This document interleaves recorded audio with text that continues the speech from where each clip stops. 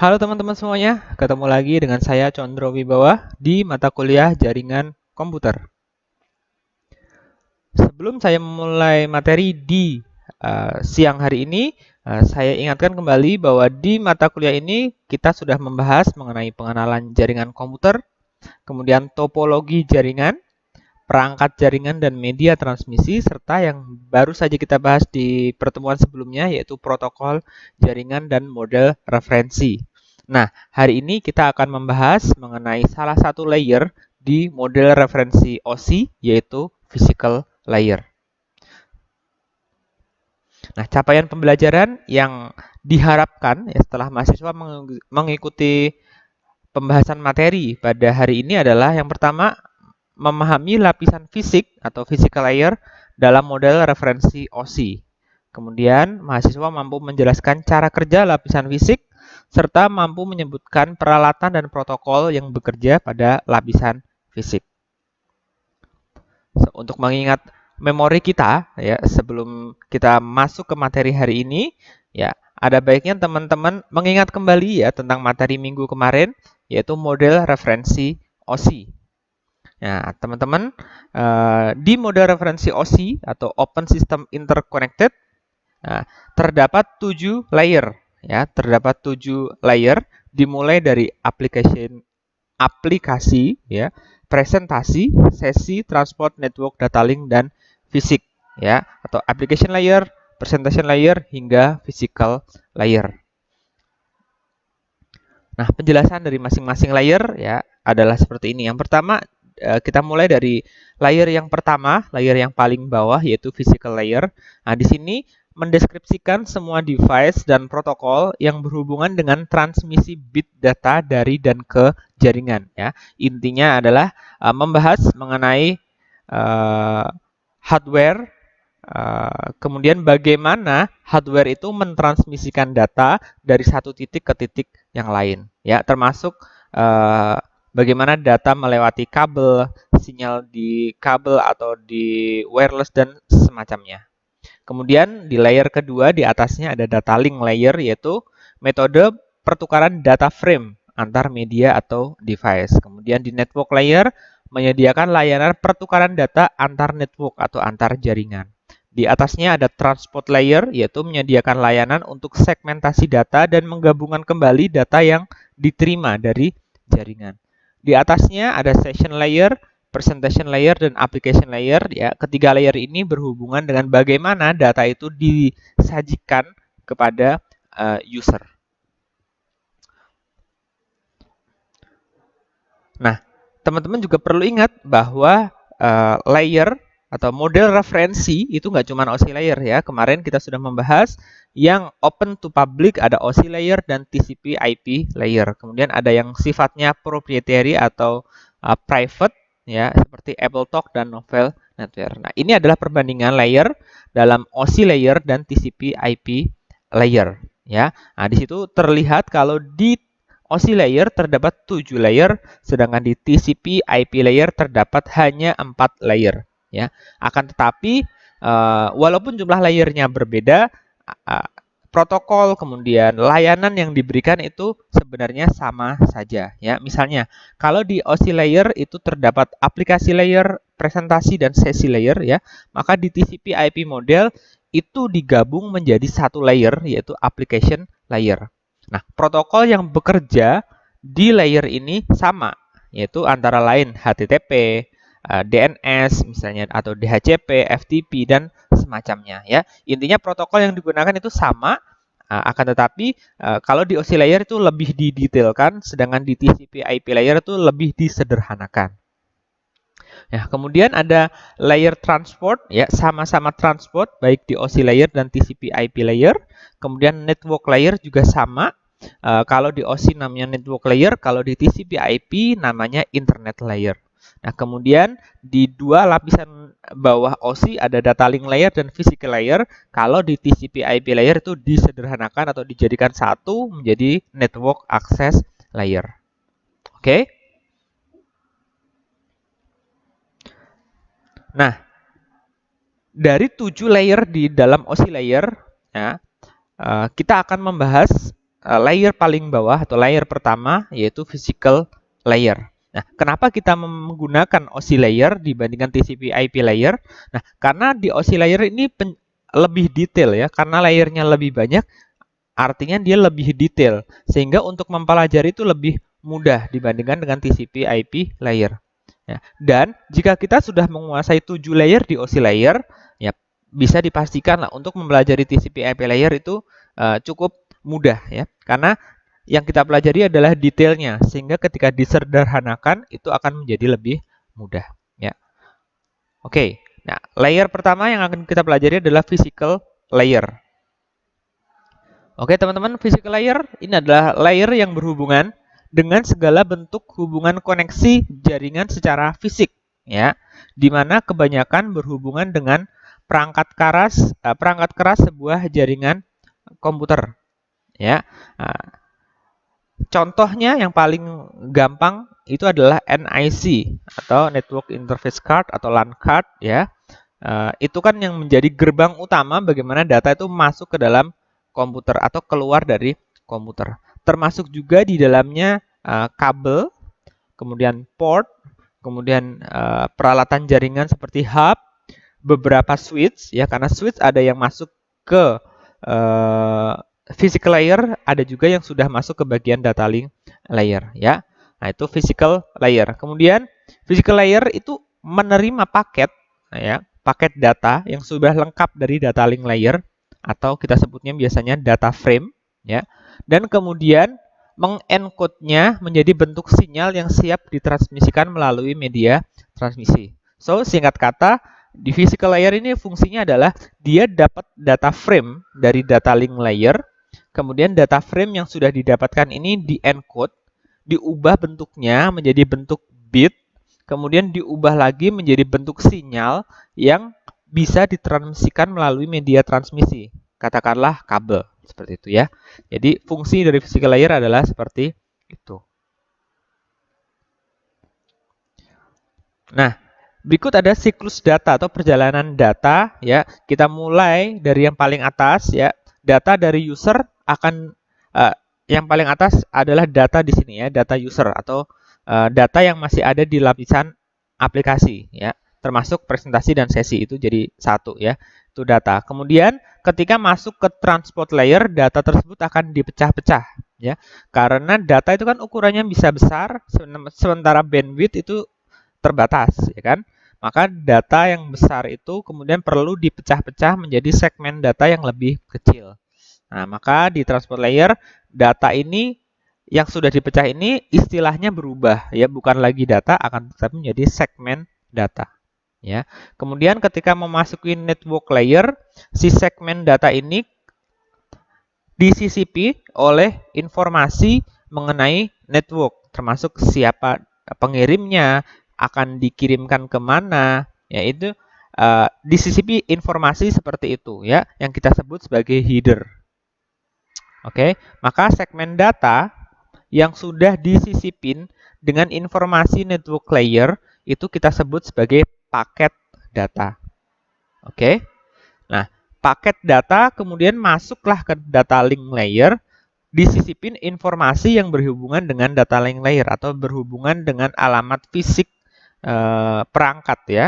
Maka paket data itu namanya istilahnya berubah kembali menjadi frame atau data frame. Oke.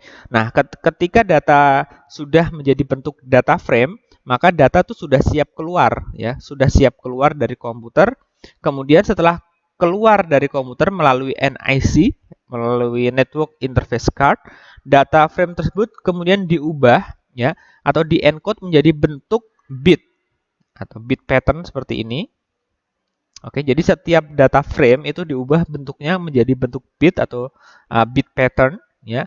Kemudian setelah di-encode menjadi bentuk bit, data diubah kembali ya menjadi bentuk sinyal ya, agar bisa ditransmisikan melalui media transmisi ya. Karena media transmisi kan misalnya kabel, itu kan tidak bisa mentransmisikan atau tidak kenal angka 0 dan 1 ya.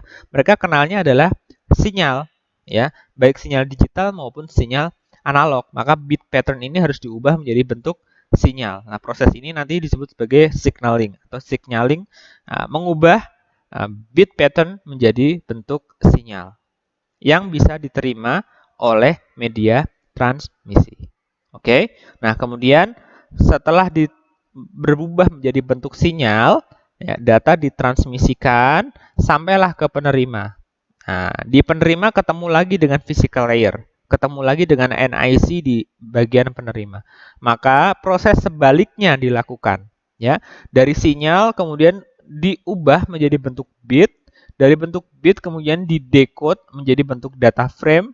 Data frame masuk ke bagian network, bagian data frame-nya hilang menjadi paket data.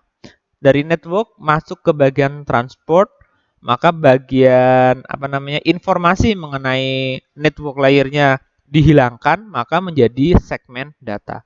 Nah, oleh transport layer, segmen data yang tadi terpecah-pecah itu digabungkan kembali menjadi satu kesatuan data untuk kemudian ditampilkan oleh bagian session, presentation, dan application layer.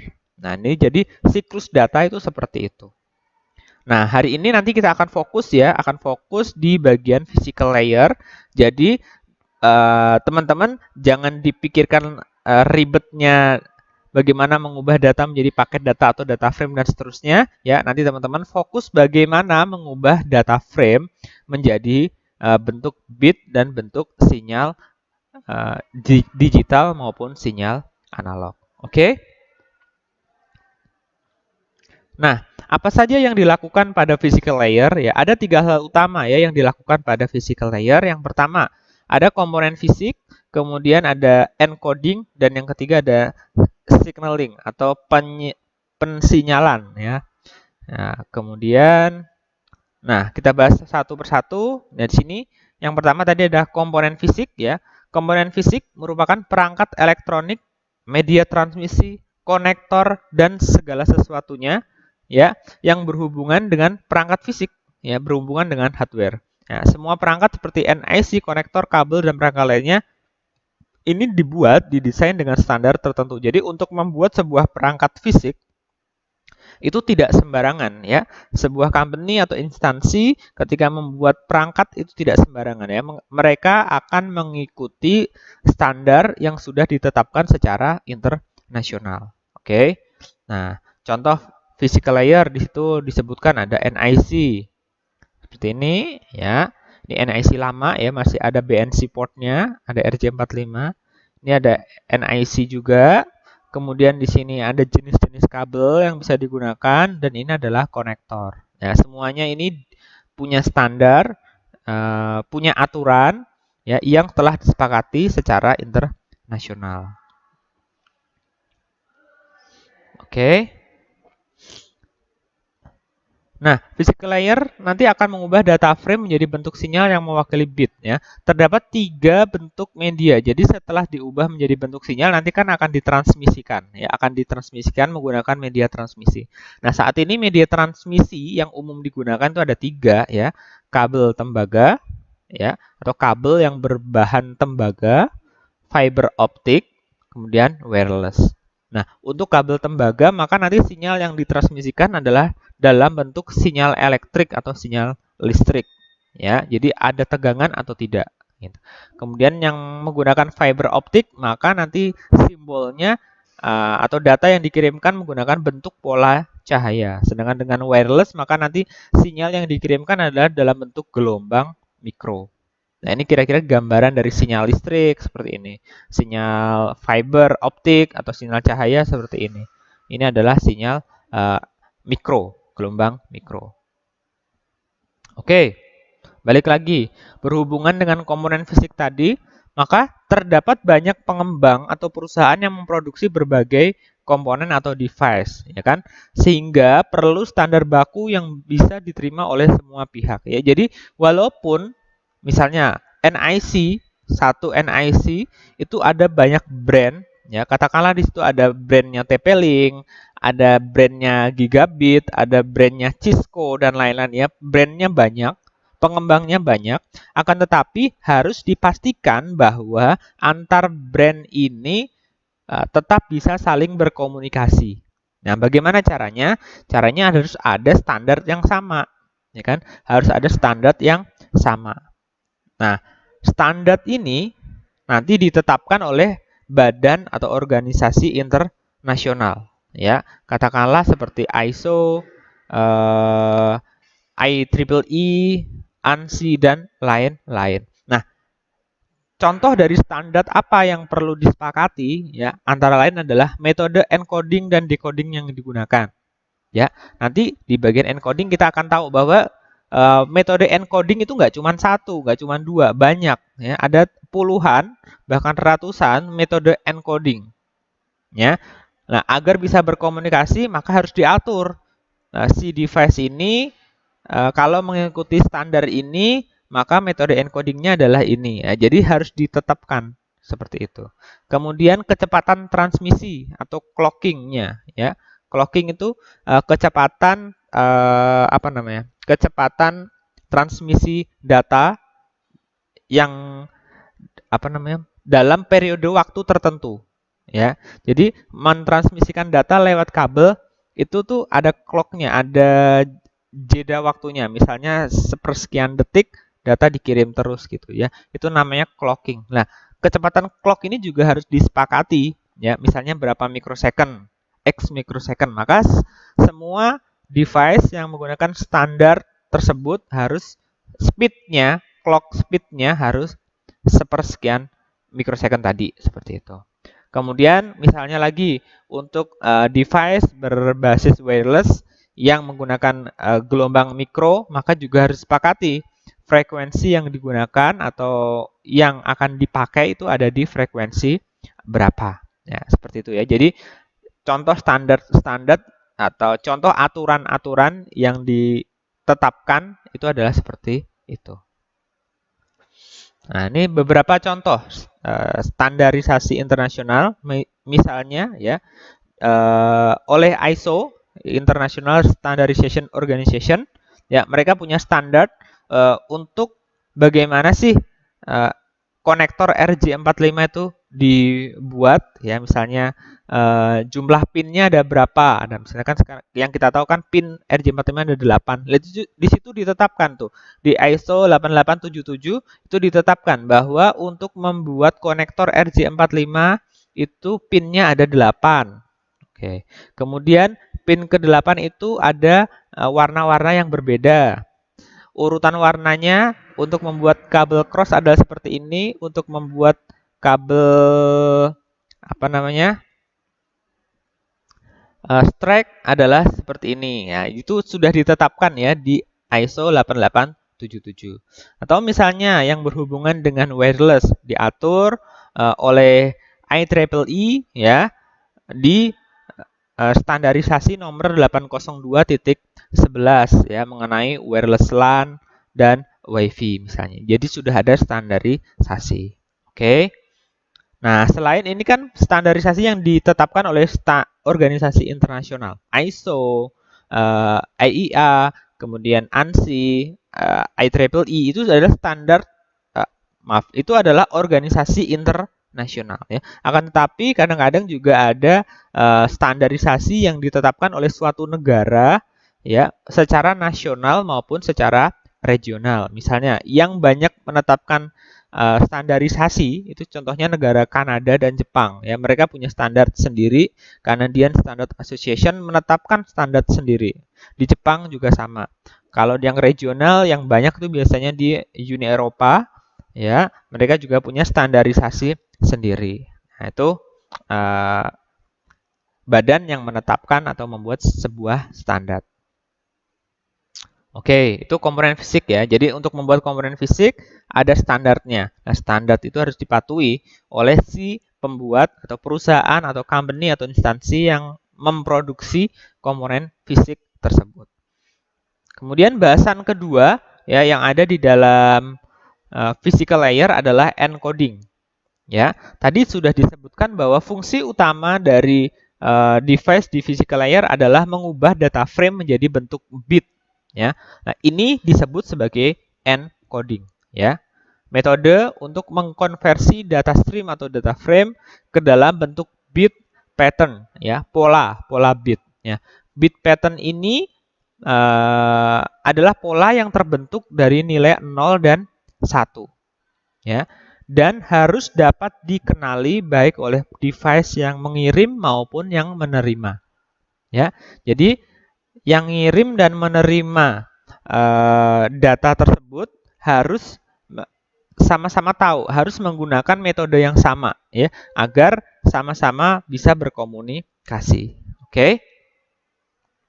Nah, selain itu, encoding juga menyediakan kode untuk identifikasi awal dan akhir dari frame, ya.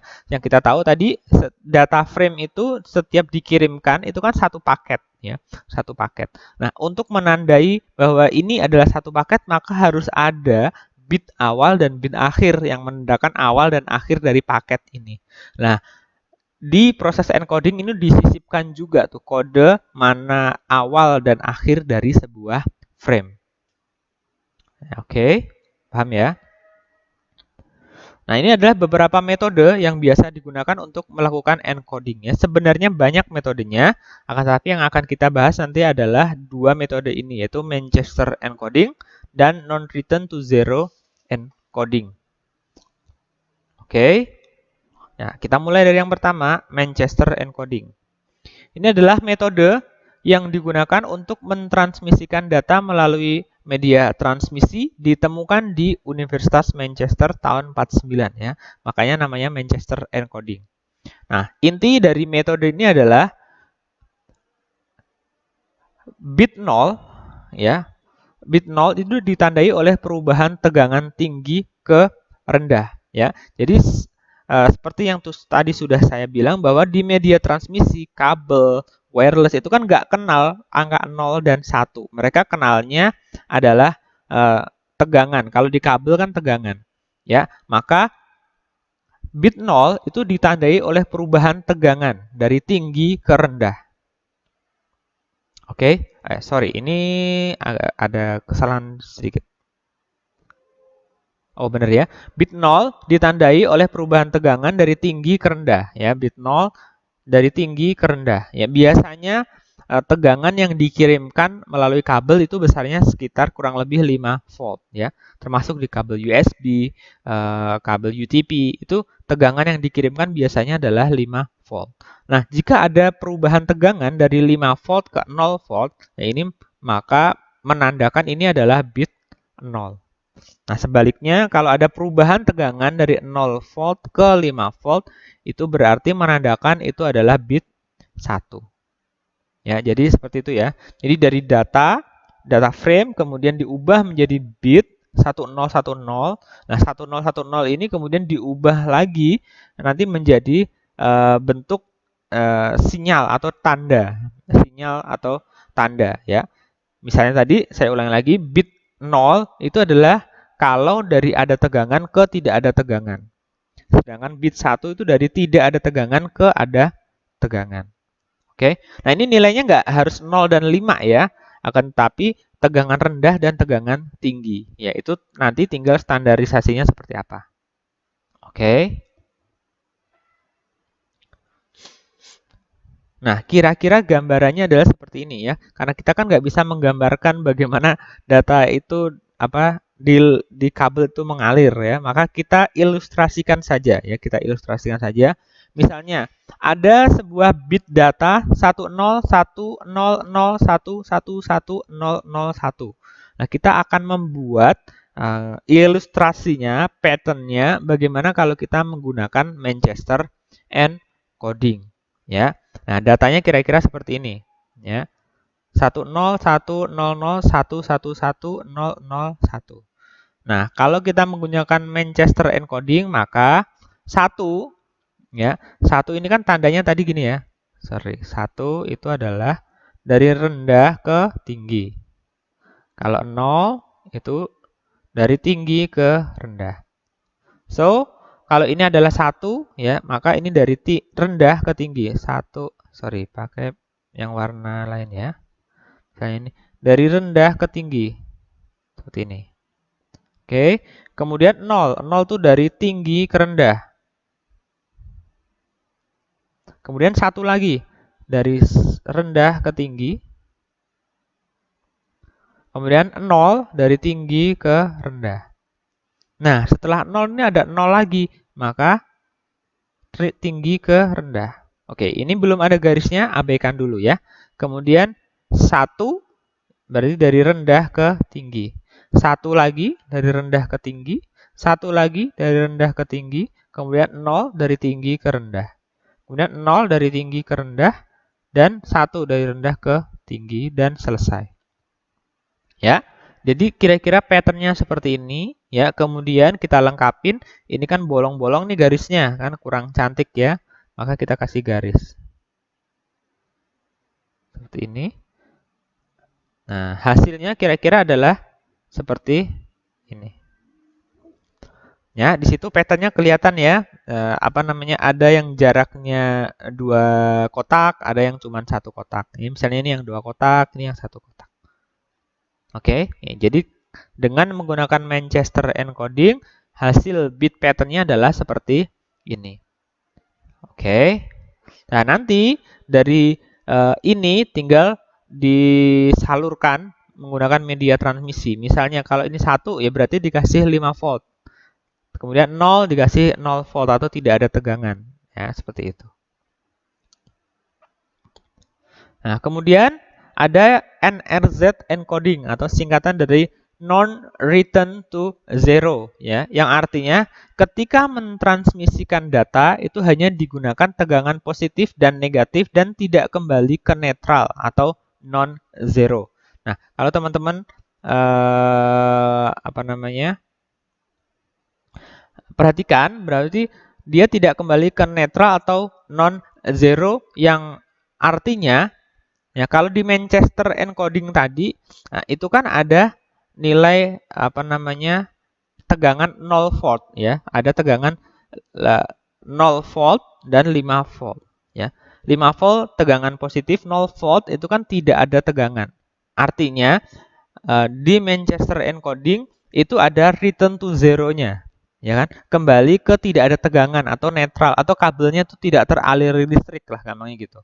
Nah, kalau di NRZ encoding ini dia kabelnya akan terus-terusan ada tegangan listriknya. Dia tidak akan kembali ke 0 volt atau non-zero, ya, maka disebut non-zero, non-return to zero, ya.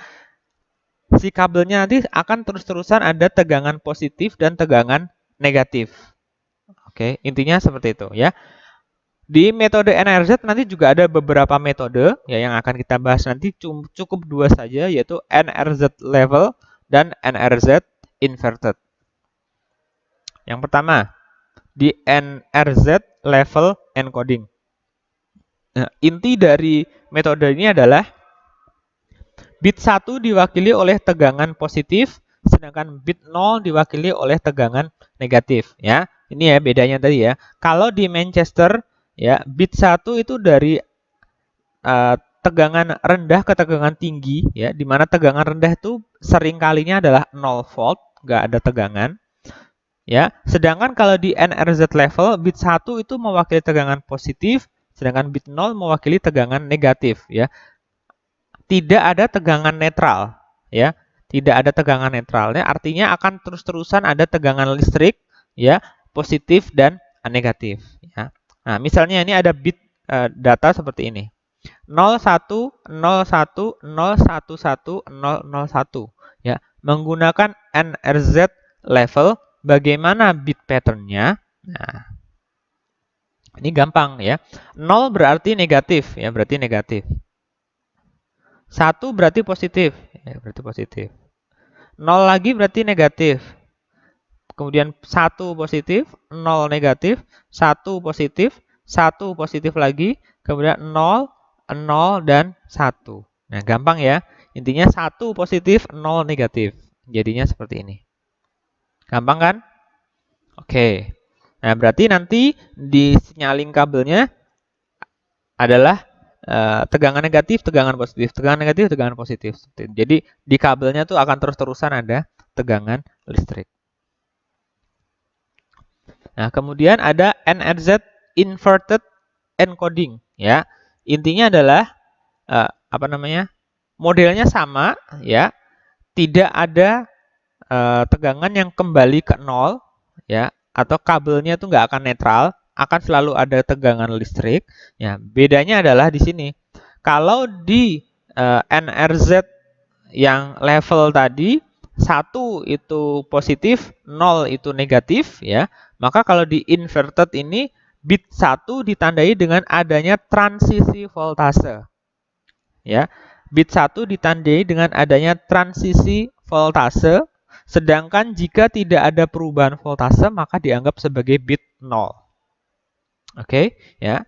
Jadi bit 1 ditandai dengan adanya transisi voltase. Intinya tuh kalau bitnya 1 tuh ada perubahan voltase, entah dari tinggi ke rendah atau dari rendah ke tinggi, ya. Itu kan perubahan. Nah, itu bit 1. Sedangkan kalau tidak ada perubahan voltase di clock selanjutnya, itu maka dianggap sebagai bit 0. Oke. Nah, contohnya adalah sebagai berikut. Kita akan mengencode data bit 0101011001, ya. Kita mulai dari 0 dulu, ya, 0. Nah, kemudian ada bit 1 di sini. Ada bit 1. Maka dari negatif, maka karena itu bit 1, maka harus ada transisi voltase. Ya, karena sekarang posisi ada yang di voltase rendah atau negatif, maka sekarang dia harus ke voltase positif, naik di sini. Oke. Nah, kemudian ada 0, bit 0 di sini, ya. Karena ini 0, maka dia tidak ada perubahan voltase, maka dia tetap positif. Oke. Nah, kemudian ada 1. 1 berarti ada transisi dari positif ke negatif. Oke. Nah, di sini diperhatikan nih, ya. Jadi kalau di NRZ inverted 1 bit 1 itu tidak selalu positif, ya. Bisa juga posisi negatif itu mewakili bit 1 juga bisa aja. Ya, itu kalau di inverted, ya. Nah, kemudian di sini ada 0, maka tidak ada perubahan voltase. Kemudian 1, maka dia berubah voltasenya.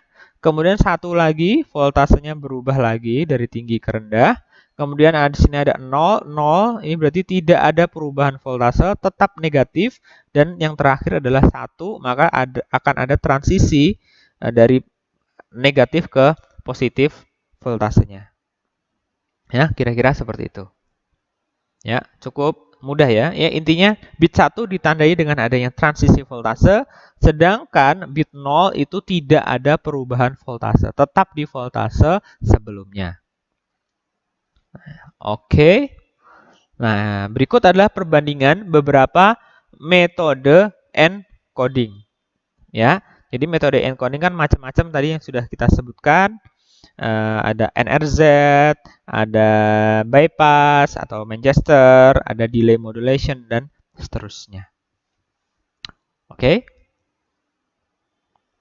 Nah, nanti tergantung si perangkat itu akan menggunakan metode encoding yang mana. Ya, tergantung dia mengikuti standar yang mana.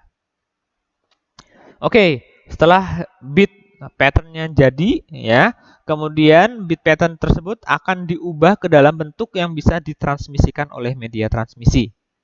Ya, bentuknya bisa berupa sinyal digital maupun sinyal analog. Oke, sinyal digital artinya bit data itu diwakili oleh voltase tegangan atau cahaya yang merambat melalui media transmisi. Ya, jadi bit 1 dan 0 tuh jelas apanya, diwakilinya jelas. Kalau 1 ada voltase, kalau 0 tidak ada voltase, dan seterusnya. Jadi jelas, 1 terwakili, 0 terwakili. Ya. Sedangkan di sinyal analog artinya bit data diwakili oleh gelombang elektromagnetik yang merambat melalui media transmisi. Ya. Jadi kalau di sinyal analog, dia merambat melalui dalam bentuk gelombang. Ya, dalam bentuk gelombang mikro. Nah, seperti itu. Nah, baik sinyal digital maupun sinyal analog tuh punya kelebihan dan kekurangan masing-masing. Ya. Sinyal digital misalnya kelebihannya, perangkatnya cenderung lebih murah sehingga lebih hemat biaya. Ya. Kemudian lebih tahan terhadap noise ya. Yang penting ini, lebih tahan terhadap noise ya atau gangguan. Ya. Misalnya kalau kita punya jaringan internet lebih kencang mana, lebih stabil mana, menggunakan kabel atau menggunakan wireless? Ya, pasti lebih stabil menggunakan kabel karena noise-nya lebih sedikit. Kalau pakai wireless, noise-nya terlalu banyak. Frekuensi yang sama, kemudian gangguan gelombang, kemudian mungkin ada gedung, ada penghalang, dan lain-lain. Nah, kalau menggunakan sinyal digital, kabel, fiber optik, ya itu noise-nya lebih sedikit. Nah, akan tetapi kekurangannya di sini yang perlu dicatat, kekurangannya adalah pada sinyal digital itu mengalami yang namanya pelemahan sinyal. Ya, semakin panjang jarak transmisinya, maka sinyalnya itu akan semakin hilang. Ya, misalnya kalau kita mentransmisikan data menggunakan kabel UTP, jarak maksimalnya 100 meter. Ya, kenapa 100 meter? Karena setelah 100 meter, sinyal listriknya hilang. Ya, sinyal digitalnya itu hilang. Kenapa bisa hilang? Ya, karena kabel tembaga itu kan punya hambatan, ya kan? Punya hambatan sehingga lama-lama sinyal listrik itu voltasenya kurang. Habis di jarak 100 meter. Oke. Nah, begitu juga misalnya kalau kita pakai fiber optik, ya fiber optik itu kan bitnya diwakili oleh optic pulse, ya apa sih pulse itu apa? Intinya cahaya. Nah, cahayanya itu bisa memantul sepanjang, kalau nggak salah ya, maksimal 2 km. Ya, jadi kalau kita menggunakan kabel fiber, itu panjangnya bisa sampai 2 km. Nah, setelah sampai 2 km, cahayanya redup, hilang. Nah, maka perlu ada jarak maksimal, sehingga ini perlu diantisipasi. Nah, kemudian kalau sinyal analog, kelebihannya apa? Kelebihannya karena dia menggunakan gelombang mikro, menggunakan gelombang elektromagnetik, maka tidak mengalami pelemahan sinyal. Ya, sehingga transmisi data itu bisa dari jarak yang jauh. Ya, misalnya aja, sinyal analog paling gampang kan sinyal TV, ya kan? Sinyal TV, misalnya teman-teman di rumah lagi nonton RCTI, ya. RCTI itu dipancarkan dari Kebon Jeruk, ya, dari Kebon Jeruk Jakarta. Tapi saudara-saudara kita yang ada di Bali, yang ada di Sulawesi tetap bisa menerima pancaran sinyal RCTI. Kenapa? Ya karena tidak mengalami pelemahan, ya. Bisa sejauh itu, bisa berkilo-kilometer. Ya bisa, kalau nggak salah sekali pancar itu bisa sampai 150 kilo atau 200 kilo. Ya, jadi bisa untuk mentransmisikan data dari jarak yang jauh. Nah, kekurangannya rawan noise. Ya, ada pesawat lewat, sinyalnya hilang. Ya, terpengaruh lah ya. Ada pohon, ada bangunan apa, sinyalnya mengalami hambatan, tidak bisa lewat. Ya, jadi noise-nya banyak. Nah, itu sinyal analog. Nah, masing-masing punya kelebihan, ya kan? Baik sinyal digital maupun sinyal analog punya kelebihan. Nah, ada alat atau gimana ya? Ada kasus di mana kita itu membutuhkan dua-duanya. Ya, kita membutuhkan dua-duanya. Misalnya, kalau kita ingin mengirim data dari komputer, itu pasti menggunakan sinyal digital karena dari komputer itu kan digital. Akan tetapi kalau jaraknya jauh banget gimana? Ya, kan tetapi kalau jaraknya tidak memungkinkan menggunakan kabel atau fiber gimana? Nah, maka kita mau nggak mau nanti harus menggunakan sinyal analog, menggunakan gelombang mikro tadi, gelombang elektromagnetik tadi. Ya, maka dari sinyal digital nanti sinyal bisa diubah ke dalam bentuk analog. Ya, bisa ditranslate lah dari sinyal digital ke sinyal analog. Begitu juga sebaliknya, nanti dari sinyal analog itu bisa ditranslate menjadi sinyal digital. Ya. Nah, perangkat yang digunakan ya untuk mentranslate ini antara lain adalah modem misalnya. Set-top box ya. Akhir-akhir ini kan pemerintah gencar ya mengubah TV dari sinyal analog ke sinyal digital. Ya, kita tetap bisa menggunakan anten analog ya di TV kita ya, akan tetapi harus ditambahkan alat yang namanya set-top box ya. Fungsinya apa set-top box itu? Mengubah sinyal analog yang didapat oleh anten menjadi sinyal digital yang ditampilkan di TV. Nah, set-top box itu adalah contoh translator tadi, ya, dari sinyal analog menjadi sinyal digital. Oke, nah kemudian bagaimana mengukur keberhasilan transfer data? Ya, nah, data yang telah ditransmisikan melalui perangkat jaringan dan media transmisi itu harus bisa diukur.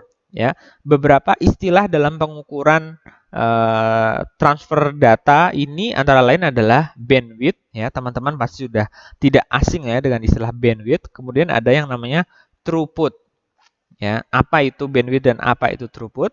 Nah, bandwidth sering diasosiasikan dengan data transfer rate, yaitu jumlah data maksimal yang dapat dibawa dari sebuah titik ke titik lain dalam jangka waktu tertentu. Ya, jadi bandwidth itu adalah jumlah data maksimal yang dapat ditransmisikan dari satu titik ke titik lain dalam periode waktu tertentu. Ya, misalnya atau pada umumnya adalah dalam detik, ya. Dalam 1 detik itu data yang bisa ditransfer itu berapa? Nah, itu adalah bandwidth. Oke. Nah, ukurannya adalah BPS pakai B kecil ya seperti ini. Nah, ini namanya adalah bit per second, ya. Kalau pakai B besar itu adalah byte per second, ya. Teman-teman jangan kebalik ya. Misalnya kalau ditanya kecepatan transfer rate menggunakan apa namanya? Kabel UTP itu berapa? Ya, yang Cat 5 ya. 100 Mbps. Nah, B-nya itu besar apa kecil? Ayo. Transfer rate menggunakan kabel UTP itu adalah 100 M. Nah, B-nya besar apa kecil? Itu B-nya kecil ya, Mbps atau megabit per second. Oke. Ya.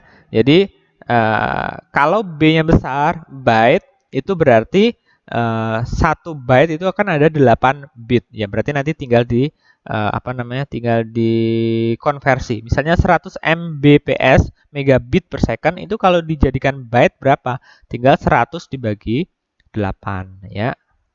Berapa ini? 100 dibagi 8 kira-kira ada 12 ya. 12,92 ya, 12, sekian. 12, sekian Mbps. Nah, ini baru B-nya besar. Oke. Oke ya. Nah, kemudian bandwidth ini ya sering juga dianalogikan sebagai sebuah jalan ya, jalan raya seperti itu, jalan raya. Nah, jalan raya itu kan maksimal bisa berapa kendaraan. Nah, itu adalah bandwidth. Nah, dalam jaringan setiap perangkat itu biasanya memiliki bandwidth yang berbeda-beda. Nah, misalnya NIC saat ini bandwidth-nya up to 1 Gbps, gigabit per second. Wireless adapter itu 54 Mbps. Kabel UTP yang terbaru Cat 6 itu bisa mencapai 1 gigabit per second. Fiber optik juga 1 Gbps.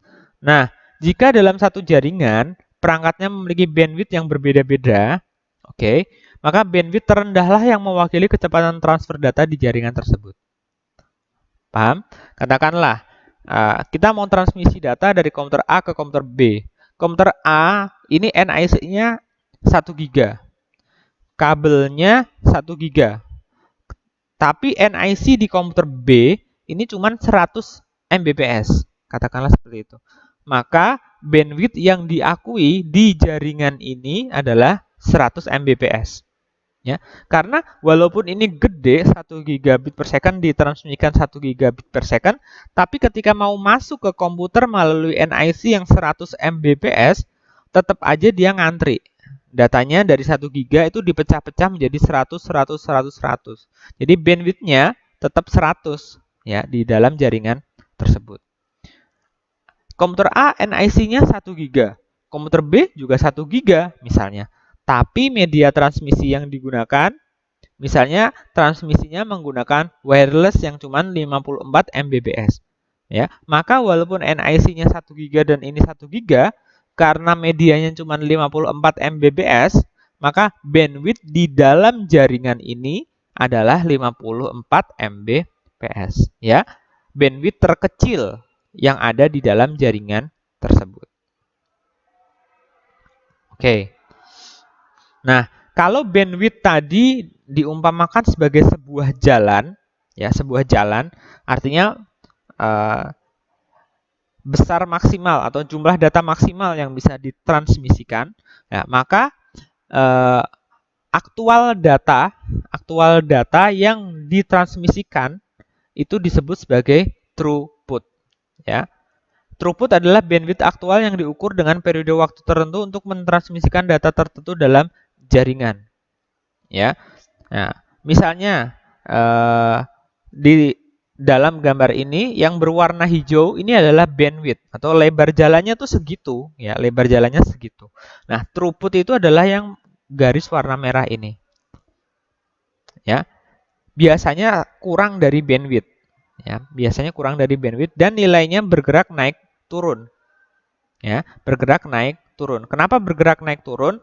Ya karena ada beberapa faktor pengganggunya, ya, ada faktor pengganggunya. Misalnya adanya noise, misalnya adanya traffic data, misalnya device-nya tidak mendukung dan sebagainya. Ya, kita analogikan misalnya bandwidth itu sebagai sebuah jalan tol. Ya, jalan tol, misalnya jalan tol tuh muat 6 lajur kendaraan, ya, 6 lajur mobil. Bandwidth-nya berarti adalah 6 kendaraan. Tapi aktualnya kendaraan yang lewat misalnya cuma 2 kendaraan, ya. Berarti throughput-nya adalah 2, ya. Bandwidth-nya 6, throughput-nya 2. Ya, kalau kita kembalikan ke dalam jaringan, ya, misalnya bandwidth melalui kabel fiber optik itu adalah 1 giga, 1 Gbps. Tapi data yang lewat di dalam kabel fiber optik itu berapa? Misalnya cuman untuk ngirim data 100 mega, ya, berarti bandwidth-nya 1 giga, throughput-nya 100 mega. Nah, 100 mega itu juga nggak tentu, ya. Misalnya di satu waktu bisa 100 mega, tapi di waktu lain cuma 10 mega. Bisa aja seperti itu. Apa penyebabnya? Pertama noise, adanya gangguan. Ada gangguan apa enggak? Ya, terutama kalau menggunakan wireless. Pakai WiFi itu bandwidth-nya 54 Mbps, tapi ketika untuk download sesuatu bisa kurang dari itu. Mungkin karena terhalang tembok. Mungkin ada gangguan dari frekuensi lain dan macam-macam. Nah, kemudian traffic data, ya. Misalnya di dalam tadi jaringan kabel fiber optik 1 gigabit per second, tapi yang pakai jalur ini tuh ada 10 komputer, ya. Semuanya ingin mengirimkan data, ya, maka nanti pastikan ada maksimalnya yang bisa ditransmisikan melalui kabel tersebut. Sehingga data yang tidak bisa ditransmisikan ini akan akan ngantre dulu sampai jalurnya bersih. Ya, misalnya tadi di jalan tol bandwidth-nya 6 lajur kendaraan. Tapi kendaraan yang mau lewat itu 100, ya. Kan nggak bisa 100-100-nya langsung lewat, ya kan? Maka harus ngantre dulu, ya, harus ngantre dulu. Nah, kadang bisa 6 kendaraan, kadang cuma 4 kendaraan. Kalau kendaraannya gede-gede kan kayak truk segala macam. Kalau kendaraannya kecil-kecil bisa 6 dan seterusnya. Nah, itu adalah throughput-nya terganggu berdasarkan traffic datanya. Ya, kemudian bisa juga throughput-nya turun karena device-nya. Ya, tadi saya bilang jangan-jangan bandwidth kabelnya 1 giga, tapi NIC-nya cuma 100 mega, ya. Maka throughput-nya ya cuma 100 mega. Gitu ya. Jadi tergantung device-nya juga. Nah, seperti itu. Nah, misalnya kalau teman-teman nih menggunakan apa namanya bandwidth meter, ya, di internet kan kita suka ngukur nih bandwidth-nya berapa, ya. Sebenarnya yang diukur bukan bandwidth-nya, ya, yang diukur adalah throughput-nya, ya, throughput-nya, ya. Jadi angka-angka yang tampil di sini itu adalah throughput-nya, ya. Dia rata-rata untuk download itu berapa Mbps, rata-rata untuk upload itu berapa Mbps. Ya, karena biasanya kan kayak gini tuh 1 giga, ya, nilainya nggak mungkin pecahan-pecahan seperti ini.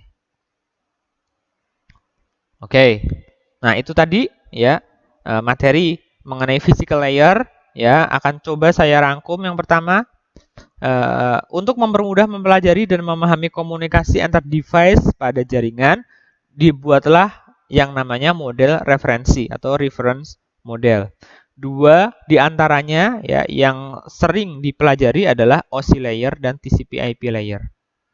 Nah, walaupun secara praktik TCP/IP layer itu lebih banyak digunakan, akan tetapi dalam studi, dalam kita belajar, OSI layer itu lebih mudah dipahami dan lebih lengkap, lebih detail.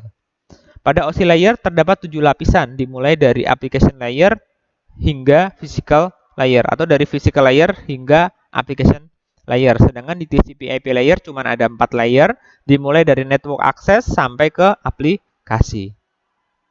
Physical layer adalah layer terbawah ya yang berhubungan dengan hardware atau komponen fisik dan bagaimana suatu data ditransmisikan melalui media transmisi. Ya, tiga cakupan dalam physical layer antara lain adalah komponen fisik, encoding dan signaling. Oke, komponen fisik itu adalah hardware-nya, device yang digunakan, yang kalau mau dibuat harus mengikuti standar tertentu. Kemudian encoding, yaitu bagaimana mengubah data frame menjadi bentuk bit pattern. Kemudian signaling, yaitu bagaimana mengubah bit pattern itu menjadi bentuk yang bisa ditransmisikan melalui media transmisi, baik dalam bentuk sinyal digital maupun dalam bentuk sinyal analog. Nah, ketika data sudah ditransmisikan, maka kita bisa mengukur ya transfer rate dari sebuah data. Ya, ukuran yang digunakan biasanya adalah bandwidth dan throughput. Ya, kalau diibaratkan bandwidth itu adalah lebar jalan maksimal yang tersedia, sedangkan throughput itu adalah lebar kendaraan yang melintas di jalan tersebut. Nah, ukurannya adalah BPS atau bit per second atau byte per second. Ya, B dengan B kecil bit per second, dengan B besar itu byte per second. Oke,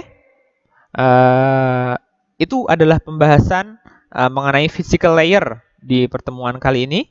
Mungkin kalau ada teman-teman yang memiliki pertanyaan bisa diajukan melalui kolom komentar, ya.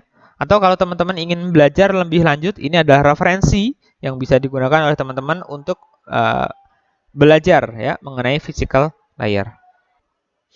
Oke, terima kasih atas perhatiannya. Sampai ketemu lagi di pertemuan-pertemuan berikutnya.